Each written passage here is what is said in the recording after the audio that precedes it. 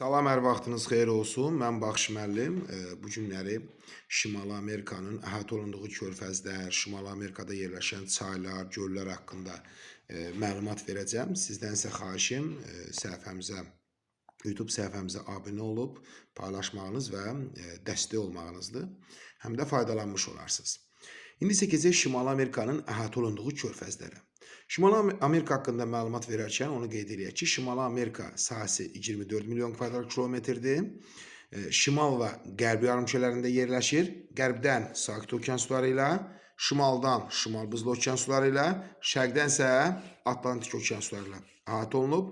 Əhatə olunduğu körfəzlərə nəzər yetirsək, burada Cənubi Amerika ilə onun arasında Panama körfəzi var. Eyni zamanda Panama bərzəxi, Panama kanalı da var. Amma eyni zamanda burada Panama körfəzi də var. Sakit Okean sahələrində.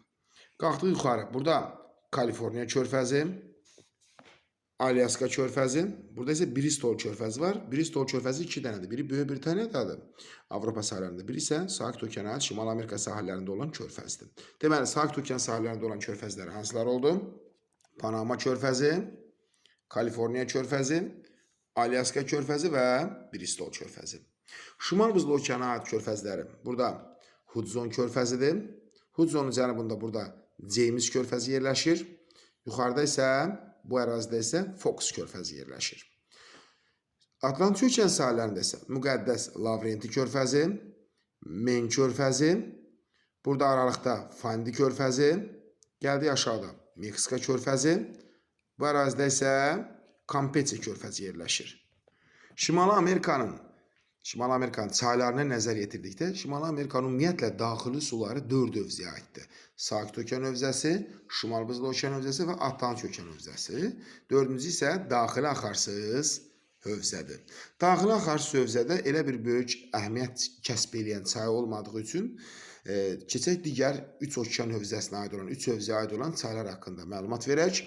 Deməli, Sakit Okeana aid olan çaylar hansılardır? Kolumbiya,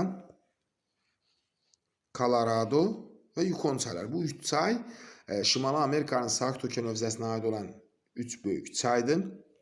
Əvvəla başlayaq, deməli, Yukon çayı haqqında məlumat verək. Yukon çayı mənbəyi Yukon yaylasında, daha doğrusu Yukon yaylasında yerləşən Mars gölündən başlayır və Bering dənizinə tökülür. Deməli, Yukon yaylasında yerləşən Mars gölündən başlayır və Bering dənizinə tökülür. Aşağıda, deməli, Kolumbiya çayı mənbəyini qayalı silsilədən götürür və birbaşa qərb istiqamətdə axan çaydır, birbaşa Sakit Okeana tökülür. Cənubda isə Colorado çayı, yenə də Colorado çayı da mənbəyini qayalı silsiləsindən götürür, Kordilyer dağlarının mezoerasına aid, deməli, qayalı silsiləsindən götürür və mənsəbi isə Kaliforniya körfəzidir, yəni Kaliforniya körfəzinə tökülür. Qayalı silsiləsindən başladı və Kaliforniya körfəzinə töküldü. Bu Sakit Okeana aid olan deməli çaylar haqqında. Şimal Buzlu Okeana aid olan ən böyük çayı Mackenzidir. Mackenzi çayı mənbəyini böyük Qul, bəzi mənbələrdə isə böyük Kölə gölü, elə eyni şeydə Qul Kölə eyni mənanı kəsb edir. Deməli, Mackenzi çayı böyük Qul gölünün, böyük Kölə gölünün mənbəyini götürür və Beaufort dənizinə tökülür. Şimal Buzlu Okean hövzəsinə aiddir.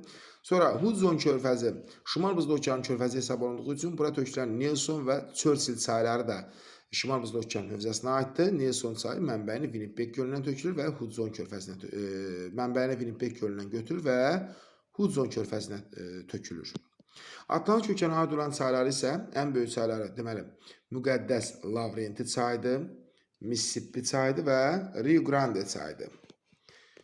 Deməli, Müqəddəs Lavrenti çayı mənbəyini, deməli, Ontario gölündən götürür və Müqəddəs Lavrenti körfəzinə tökülür. Deməli, bu beşlik göllər ki var, bu göllər bir-birinə birləşir və ən axırda Erie gölü Niagara çayı vasitəsilə Ontario gölünə birləşir. Ontario gölü isə Müqəddəs Lavrenti çayı vasitəsilə okeana çıxış əldə edib. Müqəddəs Lavrenti çayı deməli mənbəyini Ontario gölündən götürür və mənsəbi isə Müqəddəs Lavrenti körfəzidir.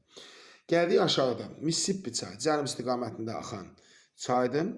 Deməli, Mississippinin mənsəbi Meksika yaylasıdır. Yəni, töküldüyü yer daha doğrusu Meksika körfəzidir. Meksika körfəzidir. Ən böyük qolları isə Missouri, Arkansas və Ohio'dur. Missouri, Arkansas və Ohio'dur.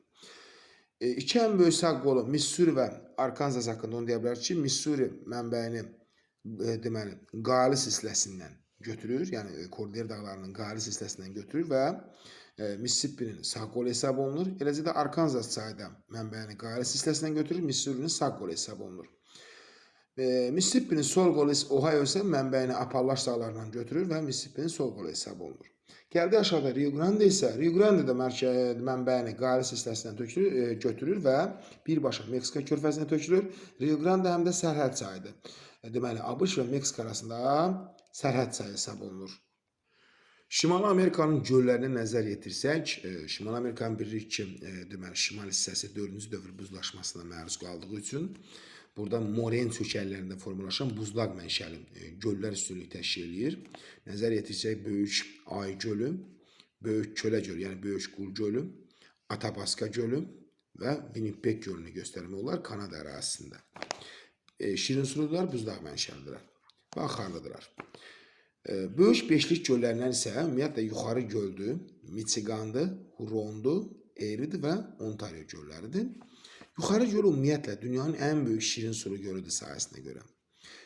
Bu göllərdə Michigan sırf ABŞ ərazisindədir. Qalan 4 dənə isə yuxarıdır, Hurondur, Eriedir, Ontariodur. Bunlar isə ABŞ və Kanada sərhədində yerləşən göllərdir və bu göllər müqəddəs Lavrenti vasitəsilə okeana çıxış əldə edirlər. Yəni 5-i də axarlı göldür, şirin sulu göldür. Burada isə kiçik Niagara çayı var. Erie və Ontario göllərini birləşdirir. Yəni mənbəyi də göldür, mənsəbi də göldür. Erie gölündən başlayır, Ontario gölündə qutarır. Bu iki gölü, böyük gölü birləşdirir. Daxili axarsız hövzəyə aid olan göllərinə isə böyük deməli Duzlu gölü və Utah göllərini misal göstərmək olar. Şimali Amerikanın cənub hissəsində isə Nikaragua ərazisində 2 göl var. Managua və Nikaragua gölləri. Managua və Nikaragua gölləri. Nikaragua buradadır, Managua buradadır. Bu iki göl bir-birinə çay vasitəsilə birləşirlər.